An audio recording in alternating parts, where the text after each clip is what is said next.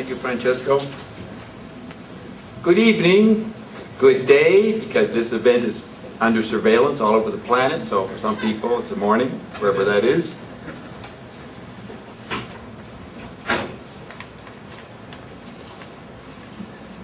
This environment we're in was made possible by the forces explained by Marshall McLuhan. The technological environment explains how we get to this state, 2004. The content of this environment is responsible to a person named Giorgio Gomelski. Anybody in the audience ever heard of Giorgio Gomelski? Nope. This is loud enough, right? Perfect like this? Yeah. Giorgio Gomelski was born in Soviet Georgia, 1934. He's presently living on West 24th Street in Manhattan. Every musical event, from Charlie Parker, Underground Cinema in the 50s, Hard Day's Night, the script for that, the Rolling Stones, Why Mick Jagger Goes Like This. Check the coffee table book, came out over last year by the Rolling Stones, talking about themselves. Check page 48, where Giorgio has 3 pages explaining where this came from. You know, Mick Jagger always goes like this. Giorgio then created the Yardbirds, helped Michelangelo Antonioni do Blow Up, because the Parisians and Romans thought London was a swamp in the early 60s and they didn't understand what was going on, so they called Giorgio to find out, because he'd been there in the 50s as part of the new realist world, cinema world, underground film. He went on to first, when he brought over the Yardbirds in '65, they met Frank Zappa before anybody knew who Frank Zappa was. He brought Frank back to London in the second trip, did the famous concert with the London Symphony. He brought in Captain Beefheart. He created all that movement that's around Frick and those guys. What's the term for those guys in the late 60s, early 70s in Paris? Robert Frick and Fripp. And anybody know what that movement's called? You know, gong. Too far back. Anyway, so he did all the music in there. Then he went to New York, and he did not start the punk scene. I started that. That's another story. But the interesting thing is that the punk scene evolved into his club, the Green Door. So all those musicians at the kitchen and that came out of Giorgio Gomelski's. Read the book Rock Till You Drop by John Strasbaugh, a New York journalist. It's an amazing story. If the John Birchers, they've always said in the 60s and 70s that rock and roll was a communist conspiracy. If they knew about Giorgio coming out of Georgia in during World War II as a young kid, because his father got on the bad side of Stalin, they would realize that, yes, rock and roll and pop culture was a communist conspiracy, because Giorgio is the guy behind it. It's not a well-known story. Only Bill Wyman apologized to the world and apologized to Bill Wyman, to Giorgio for the fact that Brian Jones got Andrew Loog Oldham while Giorgio had gone back to Switzerland for his father's death, funeral and all that. And when he came back, Brian Jones had brought in Andrew Loog Oldham, and the Stones were out of his control or management. So Bill Wyman was the only Stone in his book to apologize to Giorgio. It's an amazing story, and it's typical of my life. I always get to the bottom of things. When I met Giorgio, this all unfolded. I didn't know about him until a few years ago, but I was thinking tonight, the form is explained by Marshall McLuhan, and the content, in a way, is explained as a hidden environment by Giorgio Gomelski. So with that said, let's look at what we got here.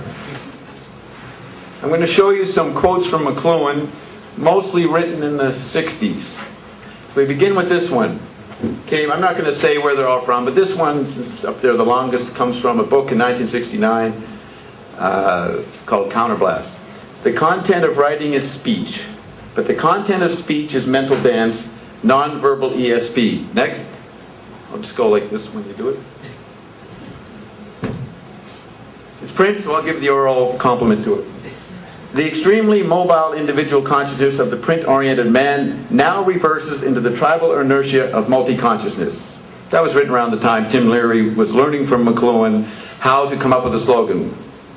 Thanks to his conversations with McLuhan, which is spelled out in flashbacks, he came up with the phrase tune in, turn on, drop out. But Marshall was already writing this kind of stuff.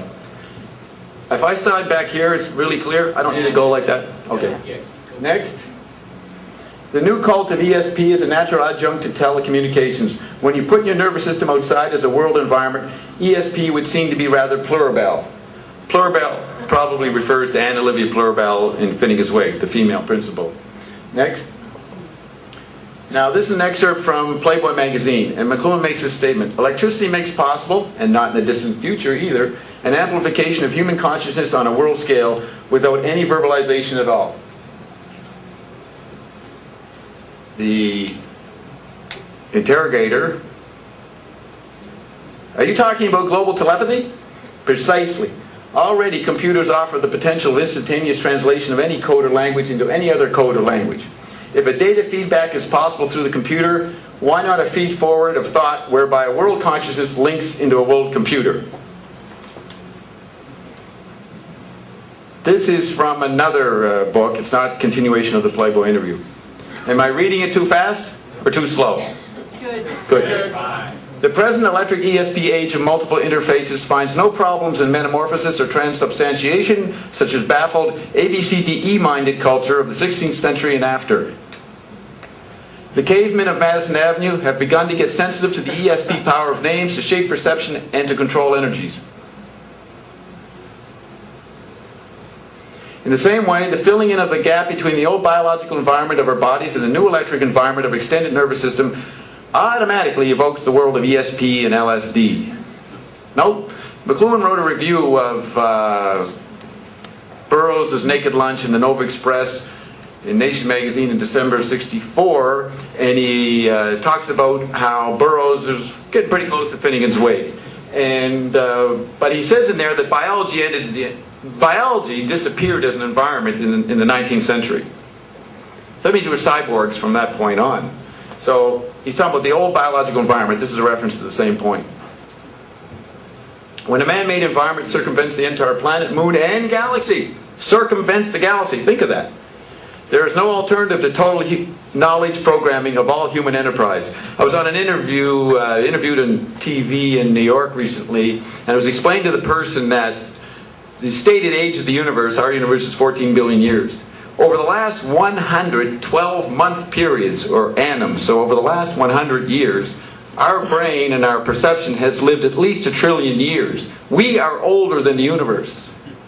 So that's, you understand, he's implying that. It circumvents the planet, moon, and galaxy.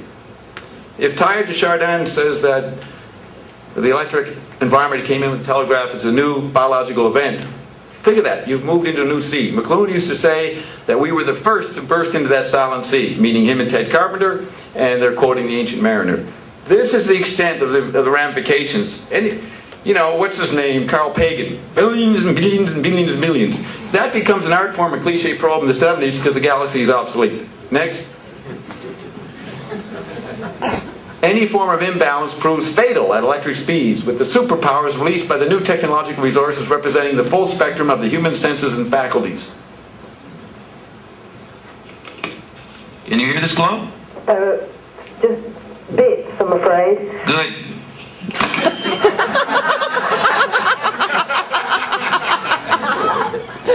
Survival now would seem to depend upon the extension of consciousness itself as an environment. Now, what the heck is consciousness? Next. This extension of consciousness has already begun with the computer and has been anticipated in our obsession with ESP and occult awareness. That doesn't tell us too much. Next. ESP, Glow, is old hat when effects precede causes. The patterns of formerly hidden processes now begin to obtrude on every hand. McLuhan used to talk about the effects preceding the causes. We have a later quote that he amplifies that, but science dealt with causes and effects and the dialectic between them. But look at this. Effects precede causes. He said we don't need a participatory democracy. We need an anticipatory democracy. And then under government, he says, under a newspaper, he says, government by news release. So programming the environment. It's a James Bond world, he said in the 60s. That's because they understood the effects precede the causes. You can't put something out and see if it works. You have to know the effects before you even implement something.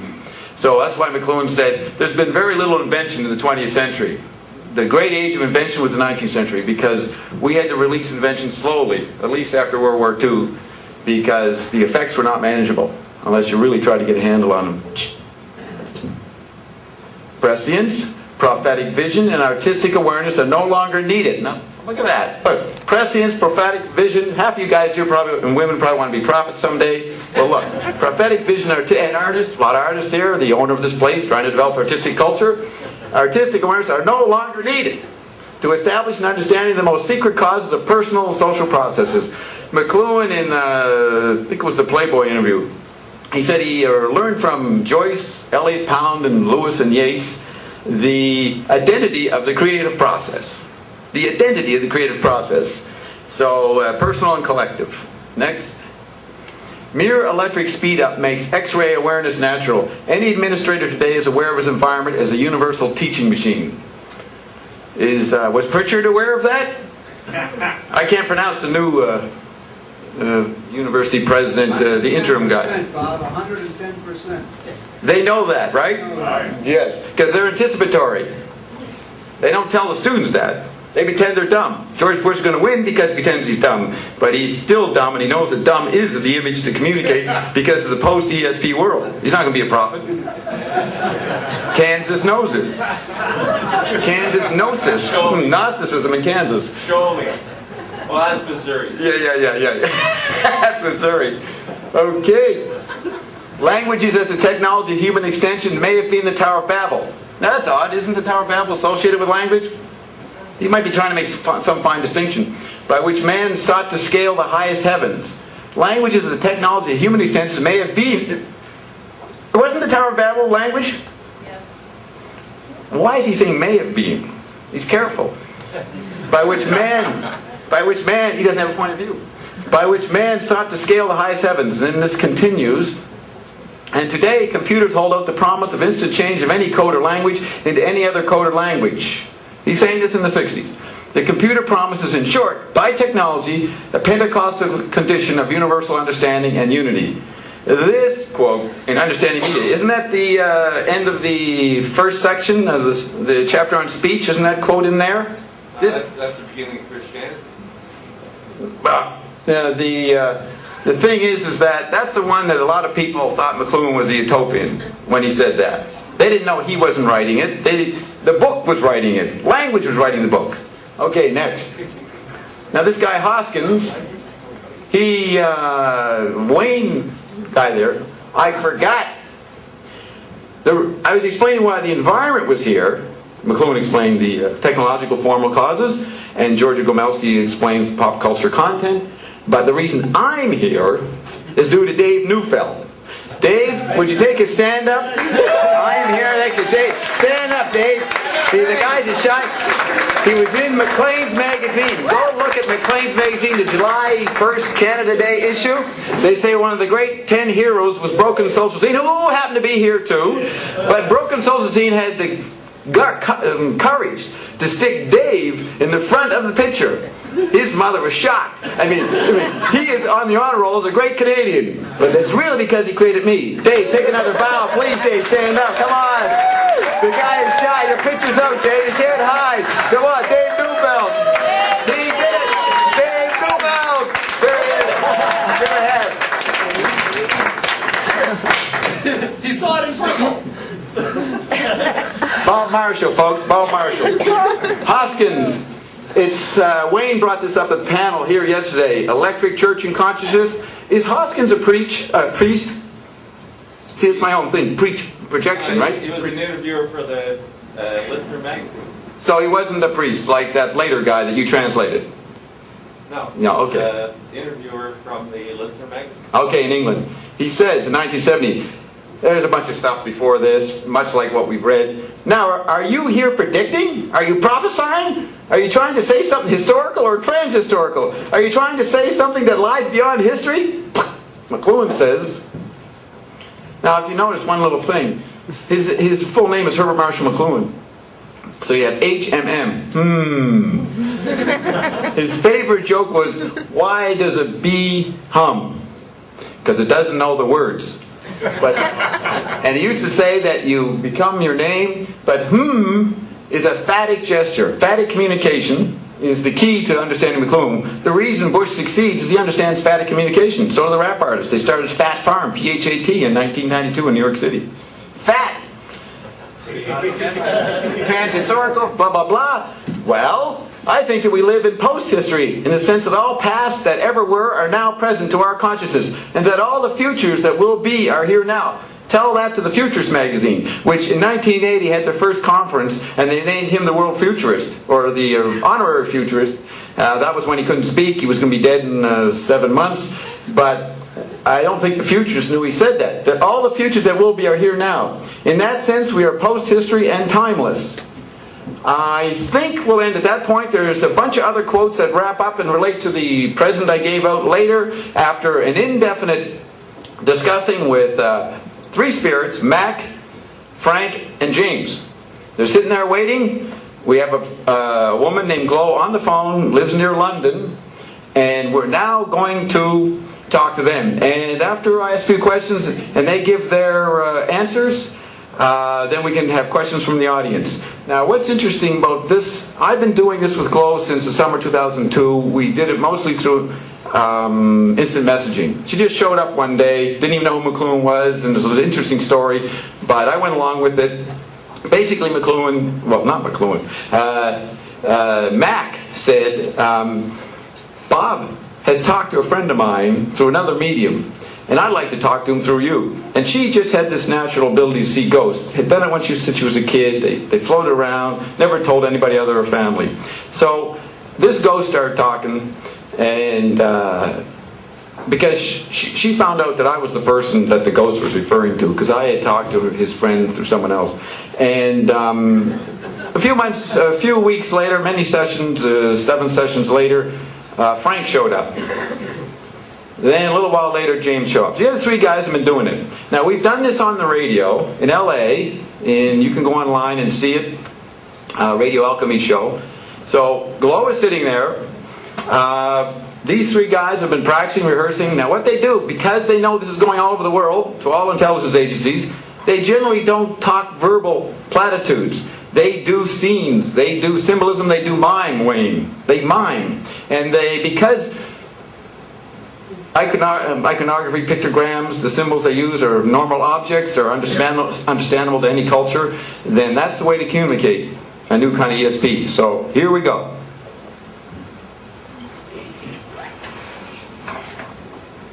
This distance, Barnaby? Good. Glo? Yes. You guys all can hear her? Yeah. Pretty clear? Hi, Glo. Hi, Glo. They're saying hello, Glo. Say hello back. Hi. Hello. Now, Glo, Jim, Frank, and Mac are there, and usually when we do this, when we go on the radio, they have already set up some props or scenes. Can you tell us, I assume that's happened, what have they presented to us? Well, before you actually called, I had Frank was on a unicycle. Glo, not Frank. Oh yeah, it is Frank. Sorry. Yeah, Frank. Is it Frank, Jim, and Mac? Is that their names? Yeah. Great. Sorry, I'm in trance. Sorry. Okay, Frank was riding on a unicycle bicycle, but the actual wheel of the bicycle was an ear, so he was riding around on this to start with before you called me. And then I couldn't hear much of you, so I take it that's what he was kind of getting at. Now currently they all have, this is very weird, I've never seen this one before, but they have like a, you know, like a German stein that you drink out of, the actual, it's a stein, mug? Isn't it? Yeah, that's right, but you know the lid part? Yes. Well, they all have those on their heads, and they're flipping up and down. German mugs. Now, I'm just getting a more clear position. Did everybody hear the first scenario? Remember, you have an English accent, Glo, so just talk a little slower and keep it loud. It sounds perfect. Could you? Did everybody get the first? Yeah. No, the mugs, but before that. Yeah, the unicycle Who was with on an the ear. unicycle? Frank. Frank. Okay, Frank's on the unicycle, and they all got mugs on their heads. Yeah. Okay, I got you. I have to translate this, so. Yeah. Okay, go ahead, Glo. So what about it? What's that mean to us? You interpret. Yeah. Okay. Do you want to ask a question? Okay, so they got 3 mugs upside down. No, it's just the tops of them. You know the lids. Yes, the lids are on their heads. Yeah, like hats, and it's just flipping up and down. And one of them is on a bike. Is it moving? Yeah, but the wheel is an ear, like a giant ear. What is? The wheel Is part. a giant ear? Yeah. Oh, that's tremendous. What we have here is, I sometimes think of these three guys as replaying the Cabaret Voltaire, was it? The Dadaist did in 1916. The bicycle was a revolutionary medium in the turn of the century. All right, freed up the women to get out of the home, and that would be a visual instrument that was responding and balancing the kinetic proprioceptive action there to the acoustic effect of the telegraph environment. So they're taking us back 100 years, which is where we begin the process and lead up to now. We've aged 1 trillion years. So that's my adaptation. My interpretation is not the rule. It's just what I'm going to say to keep it going, because it gets them to react. You guys can interpret and tell us your interpretation later. But I see the bicycle and the ear as the effect of the telegraph environment if we use McLuhan, because the Telegraph newspaper was visual.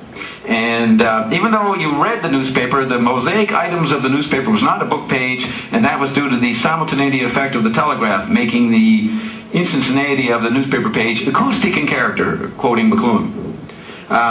So they want a question. First question is, Marshall McLuhan, what you doing? Marshall McLuhan's not there, but that would be later. I thought it was channeling. No, that's top secret. This is confidential. I thought it was channeling. No, Glow's not channeling. She has seen 3 ghosts. One calls himself Mac, the other calls himself Frank, and the other calls himself Jim, or James. First question, any one of them? Will there be a UFO sighting over Toronto in the next 6 months?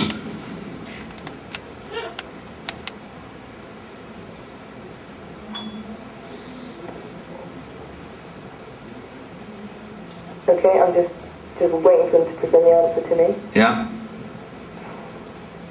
On the radio, Glow is very good. She sighs, licks her lips, comes across in the studio on the radio.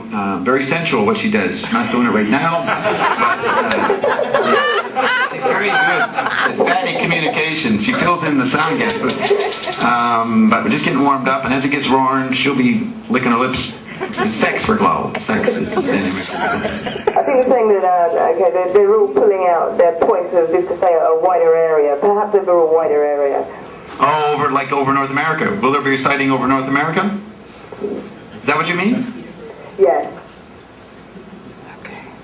But obviously, sometimes there are things happening, but there's no one there to observe them. So there might be a sighting, but no one might be there to see it. That's what he's expressing. He's kind of closing his eyes, saying if you've got your eyes closed, you won't see it. Who's saying that? Mac.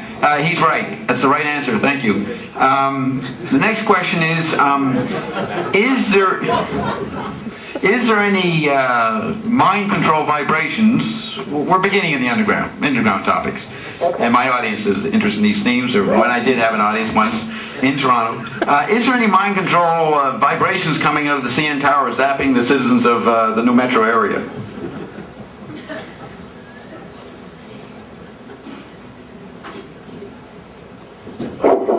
Okay, just got he's holding a bucket and a big sponge. So he's washing. So he's washing S down. But only the outside of it, not the inside. Of the bucket? Yeah. And what'd you say? No, he's washing S down. The other person, Frank. He's washing Frank down with a sponge. He's wiping Frank down with a sponge. Yeah. Interesting. Is Mac or Jim doing that? Mac. Now, you know, at the beginning you could think we scripted this, but if I could show you the transcripts of the instant messaging, you can see the times. Every 20 seconds, new input. Either I respond or Glow responds, they respond. And why would I write in all those time things? So this is happening, but I'm kind of in the middle of the house, in the study. the rest of the family is asleep. Yep. And so in the main room there, they're there, visible. Yes. Is McLuhan in his chair? Remember he used to always be in the lazy boy chair? Not McLuhan, Mac. Is Mac in his chair? He's not, no, not at the moment, no. They're standing. I have McLuhan in my mind because it's a festival of McLuhan.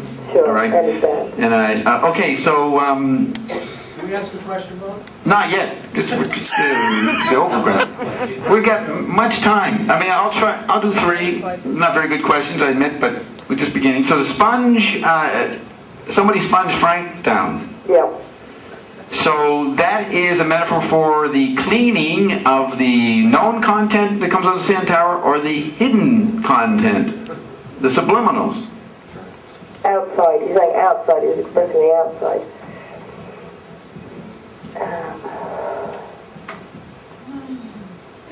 The surface is Are people made smarter by the vibrations or whatever is cleaning them? no, definitely not. Definitely not. No. It's interference. It's like fuzziness. Fuzziness. Yeah, like a clear signal that has interference. Do you see how sponge relates to that? You? Oh, Me? Oh, personally? yeah. Does that relate? Isn't cleaning revealing? Yes, I suppose it is. Yeah, cleaning the signal. Ah, they're cleaning it to alter it for an effect. Yes. Okay. The third question would be,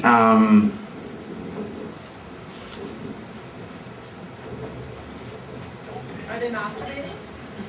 that we'll come to that. Our topic here is ESP, Okay. and I'm presenting you as old-fashioned ESP. I've known through other sessions we've done that they consider that technology, is what we call second nature, is merging with first nature. ESP is more of a first nature interplay. We've got the electric environment simulating ESP, and this is creating an interesting convergence of dimensions, and physical and astral and technical. Could they tell us what is the effect of that on humans today? What is the effect of it? Okay, Of the simulation of ESP and the McLuhan vortex that he discussed. okay. They're kind of bringing it together into it's like compressing a wall, and it's green, it's like jelly, it's like a jelly ball, and they're squashing it together. And then they're trying to get inside it. It's like more like a channel rather than a wall. It's not solid, although it's full. And they keep trying to get inside it, but they keep getting pushed out of it. So they're just trying to get inside it, and they can't get into it. They keep getting pushed back out. And they are trying to, all three, and the jello wall just to manifest it in your room there. Yeah, they're trying to get inside it. It's like, I'm seeing the wall not as in... That's a sponge. They are trying to get, like be sucked into a sponge kind of thing. Yeah, but the wall is not, it's kind of parallel to me rather than, I'm not seeing a wall straight up in front of me. It's sideways, that's what it's At an angle, obliquely. Yeah. And so that, if the dimensions are technical, first, second nature are merging, then it's created a new environment that people feel the need to get inside of, but they don't know where the inside is. Well, they can only get inside for brief moments, and then it's like throwing yourself at a rubber wall. You kind of bounce off. It's like being pushed out of it. It kind of pushes you out. You can't stay in it for long enough to. Right. Okay, that makes sense to me. All right, first question. What was it? Masturbation, or someone else have the question first? Ooh. That's it. Want to see What? I have a political question. Okay. Will there be a terrorist attack in the United States before the election that is engineered by politicians? Did you hear that, Chloe? I'll say it. Will there be a terrorist attack before the election in the United States and Engineered by the politicians. Okay.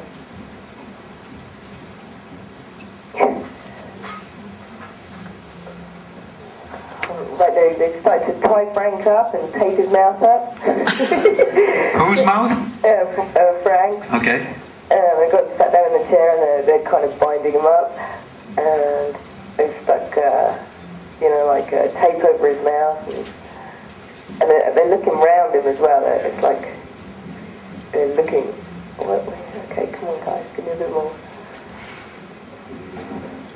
They're looking around him Yeah, after like they've they're taped him trying up. to find something, but it's not there. So that means the terrorist is not speaking. So the CIA or somebody has captured the person going to do it, and they can't get the information out.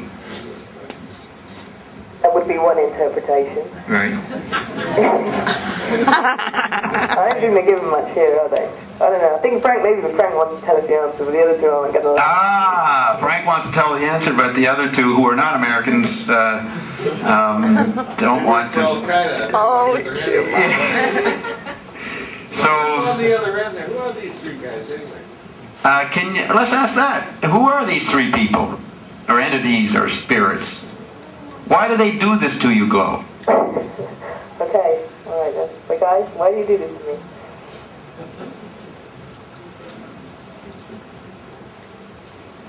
Oh gosh.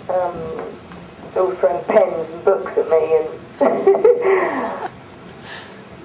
Throwing pens and books at you. books at me. Oh god, yeah, everything. Just communications, just telephones, computers. Oh, you name it, everything. They want to communicate. Yeah. To who? To who? Through you. To who?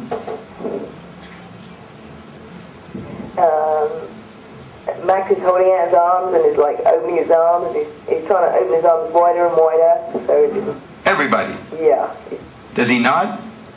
he sometimes, but not Not now. smiling. He's smiling. Yeah. What was the masturbation question? No, who asked it? Yeah, I just wanted to know what kind of, relationship they're engaged in with each other. The question is, what kind of relationship, with a sexual angle?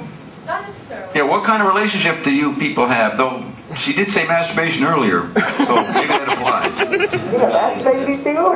No, what's the relationship they have with each other? Oh, with themselves? Yes. Is it erotic? Is it No, it's friendship. They're holding each other's hands. friendship? Yeah, friendship. Do they have any people on there that are on their zone that are not their friends? Well, they try to avoid them. Would that be the astro bureaucrat that comes occasionally and won't let them tell us certain answers? That has happened. The guy with the clipboard. It's like looking over their shoulder. If they see someone coming, then they'll go the other way. Okay. Next question. What's the next big medium?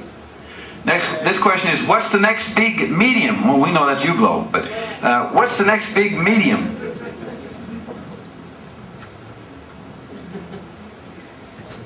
Okay, I'll show you. It's opening a box. Whoa. Okay, it's like some kind of... They're like insects, but they're made of light. The box is, Inside it, there's like little creatures, yeah? but they're not made of solid kind of matter. They're made of light. Nanobots. Someone says nanobox. Nanobots. Nanobots. Does that mean anything to them? Are nanobots light? That's like showing me just a segment out of a circle. So that's part of it. Yeah, that's only a segment of the whole thing, the Yeah. nanobots. When is the time? Is this in 10 years? 20 years? Given in a 7, so 7 years. That'll be during Hillary Clinton's administration, right? Yeah. I'm from New York, so I have these images in me. So, does anybody, whoever asked that, more about that? Hybrid genetic? What? Hybrid genetic technology revolutions? You were asking if the box relates to that?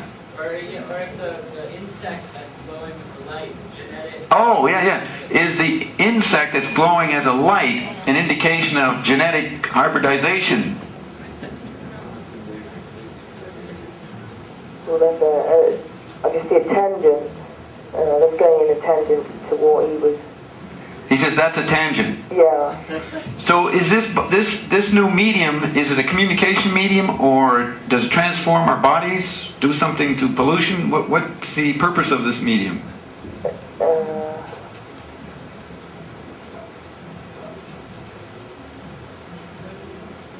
Michael Moore served with I'm just seeing a line going backwards and forwards. It's just showing me like a light line going backwards and forwards. Well, that would be accessing the past and the future? Vice President. A time. No, that's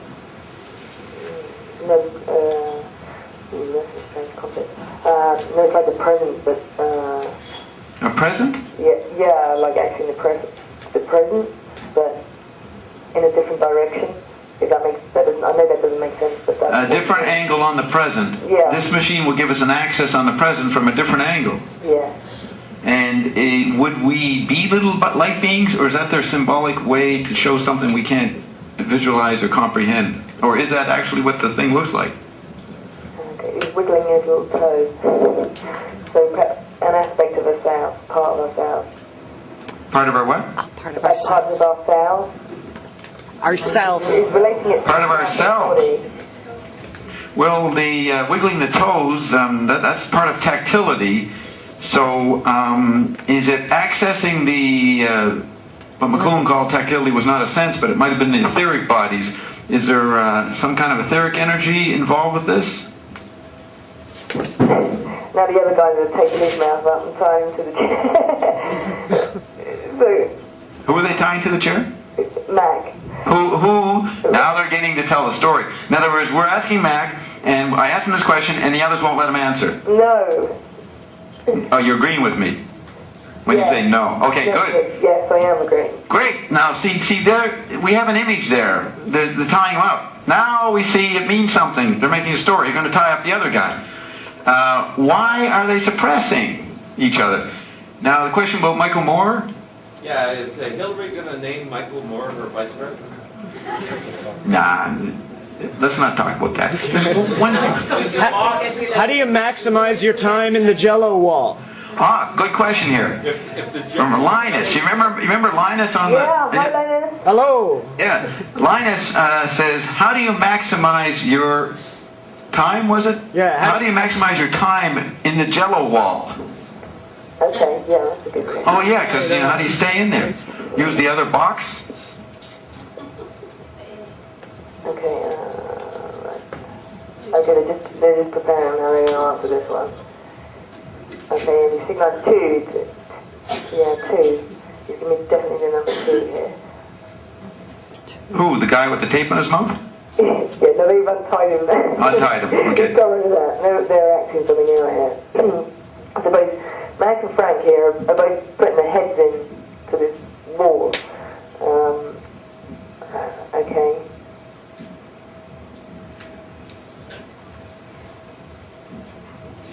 Okay, and actually, they're talking to each other inside it. I can't hear what they're saying. Inside the Jello? Yeah, but they're I can see that they're speaking to each other, they're communicating. So with each speaking helps them stay in there. other. Yeah, and it actually it's making it wider as well. It's Well, there's a growing, clue. It's growing sideways. So one can't dive into this wall in a solipsistic, narcissistic trip. You have to go in and engage in communication to stay in there. Yes. How's that for translation? Humans love to talk. Right on. So there's the archetypal need for talking, emphatic gossip to stay in tune and enter the new form. So, question. What do they talk about when they're not talking to us? Well, they, all last summer, they were playing in Glow's garden, and they danced around, and after we did the radio session in April, I called you when we were off the air and I said, what are they doing? And they were sitting around a table, right, a card table. You remember this? Yeah. And they were really concerned and evaluating what had happened, right? Yes. They seem to, so that's one instance that they talk about how they perform after the performance is over. But this question is general. What do they say to each other when they're not talking to us is the question? Yeah. And excluding Glow? Well, Glow has to see it. But Can you tell them how they talk to each other when you're just observing them and they're not really addressing it to you? It was just like a normal conversation like we have. You know, they'd be talking. Sometimes they wouldn't necessarily, you know, be able to hear them, but I can see that they're all talking to each other. So they'll be discussing something. What are they I mean, sometimes talking about? they deliberately cut me out so I can't hear it. Sometimes they cut you out. Yeah. So this question, he's saying, let's ask him, what do they talk about? If there was a more general thing when you're not hearing, what are they talking about? Is there something on their minds, or they just talk about millions of things? They point at you. They talk about me! Yeah. Very good. I didn't set that up. Okay? But, now look, I mean, Case closed. talking about me. Now, I'll tell you an interesting thing is that often in the sessions, they will start doing imagery, and Glow doesn't know it, and something I did a week before shows up in their imagery. And then after the imagery, a week later, I'll be doing something in New York, and the imagery will point to what happens to me. But we, with the camera woman here, Andy, you remember, Glow, you posted the last long communication from him about the dead dove 2 days ago? Yes. Well, we went to a gallery, the De Leon White Gallery, on Sunday night, I think it was, and we went up there, and the whole Scanning Nature lab thing, or art form, is a dead dove. Really? Yeah. Oh, wow. That's what happens. But is there a reason they talk about me? Just in what we do, you know, in relation to what they're doing and you're doing, you know, they bring things from you know, from both sides into what they share as well. So that we've talked about the chart before, but I handed out a nice copy of the chart. They probably discuss whether the chart is relevant or not. Sometimes they're enthusiastic about it, sometimes they're not, right? Let's ask them that. They talk about the chart? They talk about everything. They talk About me? Everything, you know. About me? Yeah, Everything about me? Everything. They see me and my wife, you know what we do privately? They talk about that? No? Yes? But the thing is that since we're on the website, we're doing a lot of stuff. With Bon Echo's site, we have a lot of activity going on around them, so I was the catalyst for that website. So in that sense, when they're talking about me, they're talking about what we're doing on the website, right? Yes, everything. All kind of. They just show me like a drop, you know, when it hits a piece of blotting paper and it just goes out, spreads out. A blot of acid on a piece of paper? Or liquid? Yeah, just liquid. That's right, yeah. Yeah, liquid going on a blot of paper. Mm-hmm. Okay, next question. George get Yes. Back here. Didn't you do one? No. Okay. This is to Frank. Who would have created more dread at your suggestion? Well, that's Greg. Yes. Is the host of International Connection. Right on. He took over my show, which was started by Dave Neufeld, and Greg is the after effect of Dave Neufeld. So what was the question, Greg? Who would have created more dread at your suggestion? And that's to Frank. What suggestion, though? It's something that Frank would know. Experience that. We don't know who Frank is, Greg. I know. We're going to find out who Frank is. Okay, say it again. I have to get clear. Who would have created more dread at his suggestion? Okay, Glow, the question is addressed to Frank. Who would have created more dread at Frank's suggestion? They're going to have to use ESP on this one. He's putting some headphones on. What? He's putting some headphones on and plugging into something. Okay. So the immediate thing is that he listened to something. That's what created the dread at his suggestion. It was He's shaking the headphones. He's shaking out the meat like. shaking the headphones, Yeah. but they're on his head. So he's taking them off. He's like. Shaking them. Yeah, he's shaking out the. And the question was, Excellent response, Bob. what? That's an excellent response. It is, Greg? You know what it means? Yes, I do know it. Brilliant. Yeah, explain it. In 1987, Frank Zappa did an interview on radio with Howard Stern. During the interview, Howard Stern asked Frank if he had a male child, what Frank would suggest for it to be his name. Yeah. And the name that Frank suggested, as you all know, Frank Zappa used to suggest crazy names or gave sort of strange names to his children. Frank Zappa then said he suggested Mordred as the name, so that Frank would pull out headphones, would suggest something to do with radio. Well, how's that got to do with Mordred? Mordred, that was the name, Mordred. Oh! I enunciated it more. Wow, now, he really tuned into you because Greg, when he was listening to my show, he loved the Howard Stern interview. He was obsessed with it for years, right, Greg? It's a key point in his listening experience on the old International Connection show and my show. And Frank knows you're obsessed with that. But we're not saying this is Frank Zappa, but somehow you're tuning into Frank Zappa. Is Gail Zappa in the audience? So, if he's not in here, we can say it's Frank. But Some people only listen to radio ever, and they're in the power places. that's the paranoia on my chart. You'll see the radio section. Thank you, Frank. You see, paranoia is in the radio section, right? So radio creates dread. So it's dreadful to them, but it's really disguised as dread. Yes. You have to break it down. So restate the, I'm a semi-trans, Greg, so just restate the question again, so remind me of how accurate that was. Who would have created more dread at his suggestion? Radio! That's why he says not absolutely free, kill ugly radio. Very good. Okay, that makes sense. Next question. Did that make sense to you people? We going too fast? Why is this festival happening now in Toronto? We'll get to that one. There was one back there. Dave got a question. Now, Dave asked good questions. We had a seminar with the Evergreens, the other greatest medium in the world, and Dave asked about AIDS. And it was in September '88. And we found out how AIDS was made because Dave asked the question. It was at the end of the session. Now, let's see where Dave's question leads. What is your question, Dave? My question is there a question that we should be asking? See, Dave, he made me.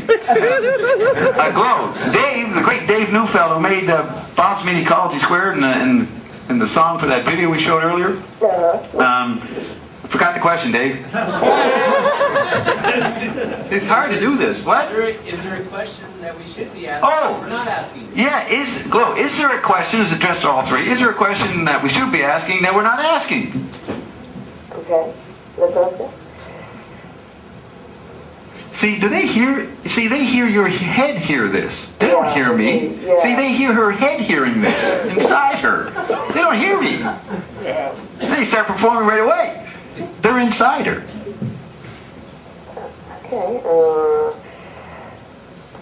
Okay, Mac is, he's drawn a circle behind him, like a flat one, as if it was on top of a chair. He's drawn a circle and he sat down, so... He drew a circle and sat down on it. Yeah, so he wants to make the point of be aware of what you're sitting on.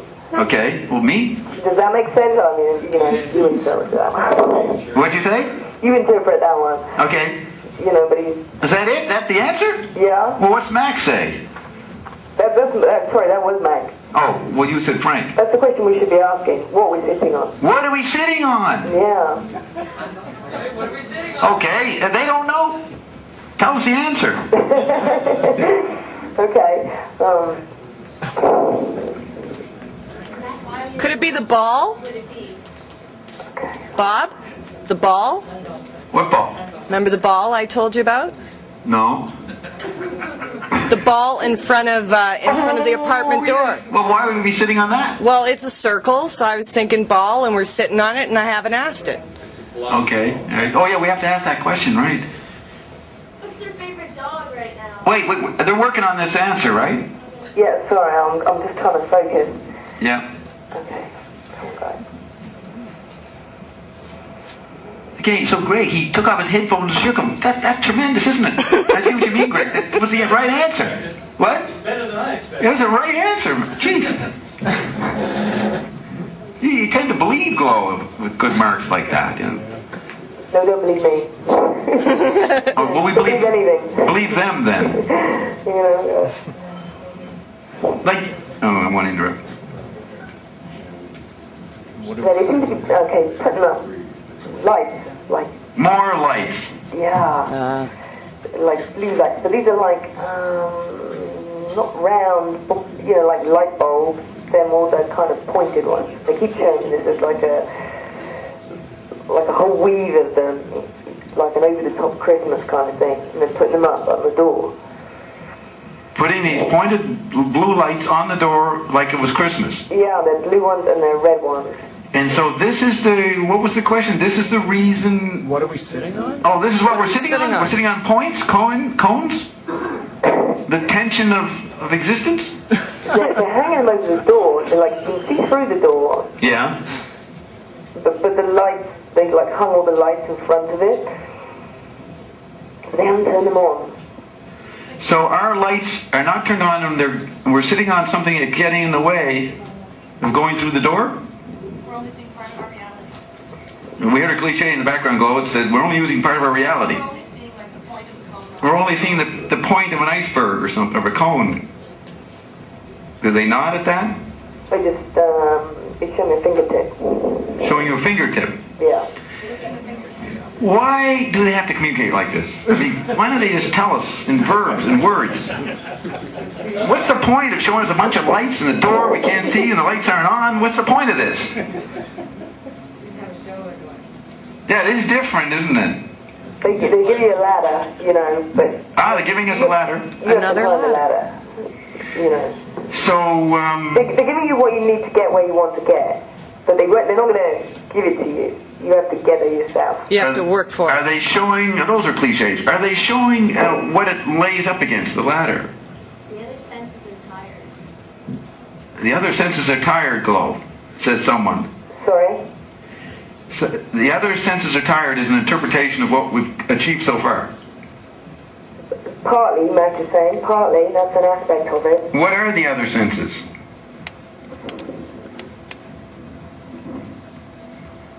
Look at with the Stein hats on again now.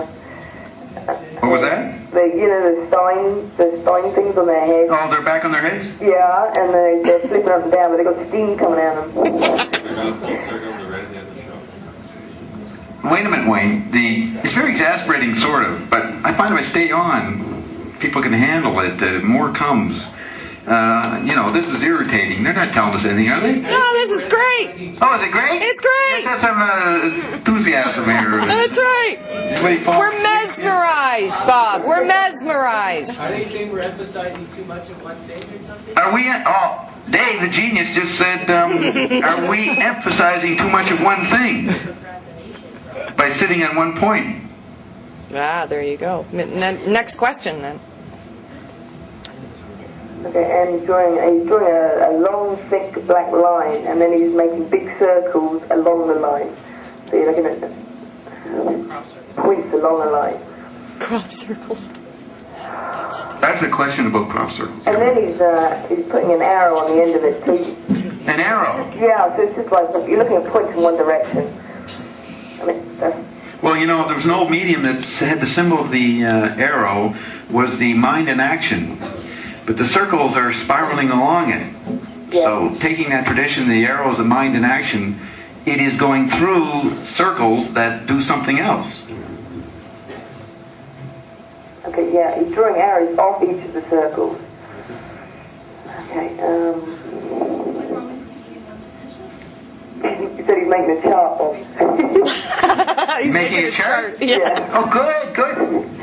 Okay. How many arrows are there?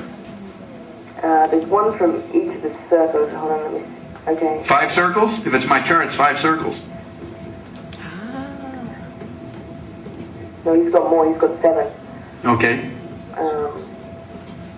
But they all go to one thing, and he's drawn it with a very thick line square or rectangle, and it's got another line around it.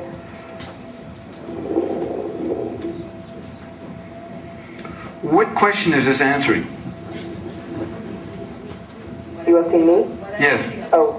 Is there a question we're not asking them? We're still talking about the question we're not answering? Asking? Well, there were 7 circles. 7 circles. 7 circles of hell. 7 circles of hell? Dante? 7 wonders of the world? 7 chakras. 7 chakras? 7 lights hanging in the Drake Underground? 7 lights hanging in the Drake Underground? 7 planes of existence? 7 planes of existence? I don't know, but he's in the see in the rectangle that he's drawn, he's just putting his hand in it. He's putting his hand, like, palm face down in the rectangle. Which is off to the side of the arrow with the circles. Yes. So are those basic shapes, right? Triangle, line, and circle? Yes. Rectangle? So he's laying out the basic geometry, and that's what to us? School. School. Notes from the underground. Notes from the underground. Physical universe. Is that the physical universe? Okay, he's just showing me an arrow and a bow, and he's shooting upwards. Ah, he's got a bow. Shooting upwards. Is the circle still on it? No. So it's something separate. A physical one, you know, like a bow and arrow. Right. So yeah, the line with the circles and the rectangles is some dimension, and then we shoot upward. Shoot an arrow into the air, he fell to earth, I know not where. You shoot the arrow to the earth, I know not, fell to earth, I know not where. Is it Star Wars? Is it Star Wars? What is the arrow pointing at? What is the arrow? Let's really bombard them. What is the arrow pointing at? What day is it? Oh, take it easy. Take it easy, Bob. Can we get the point? Did we get the point? Are we going to get it? Are we going to get it? He said he hasn't shot it yet.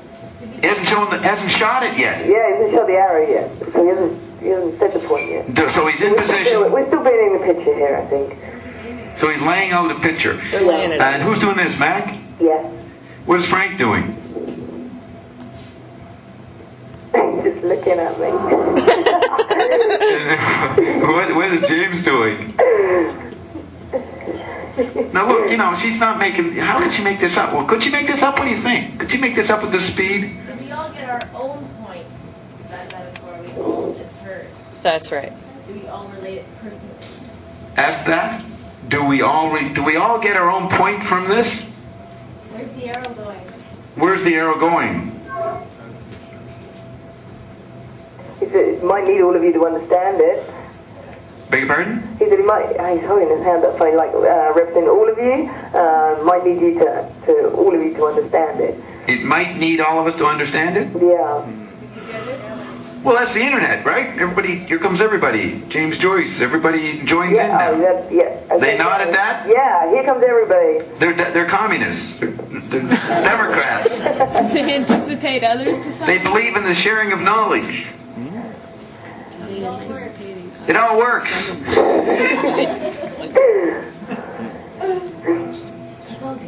It's all good.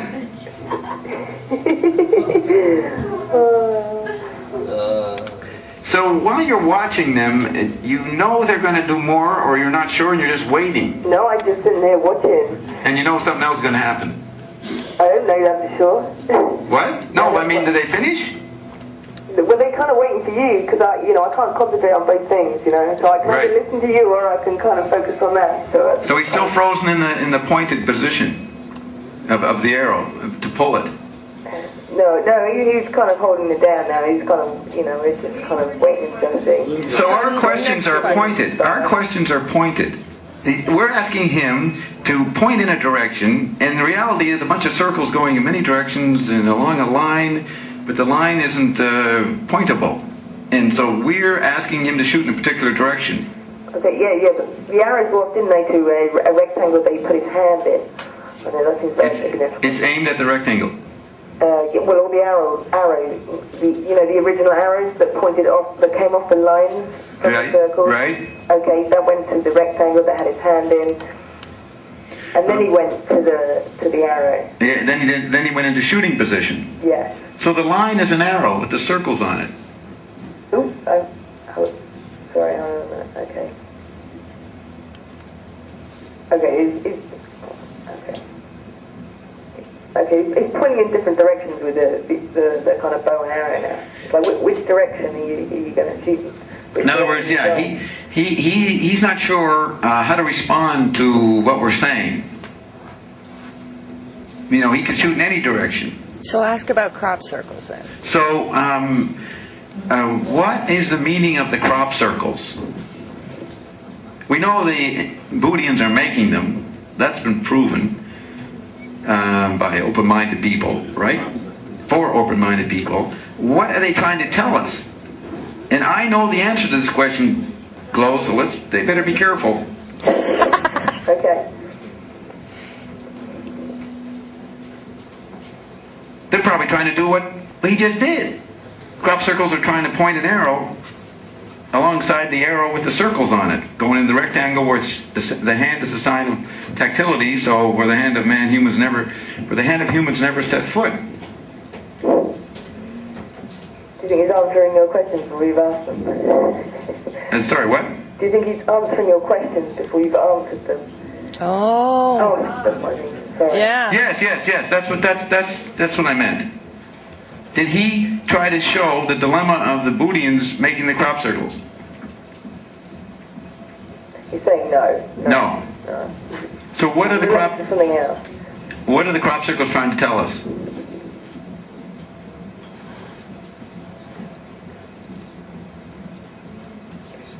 Okay. All right. He's pulled out one of his eyes. He's got this ball, the eyeball in his hand, and he's got his eyeball in his hand. Yeah, and he's drawing a picture with it. Drawing a picture with less visual space, right? Yeah. And we started with a big ear in the first image.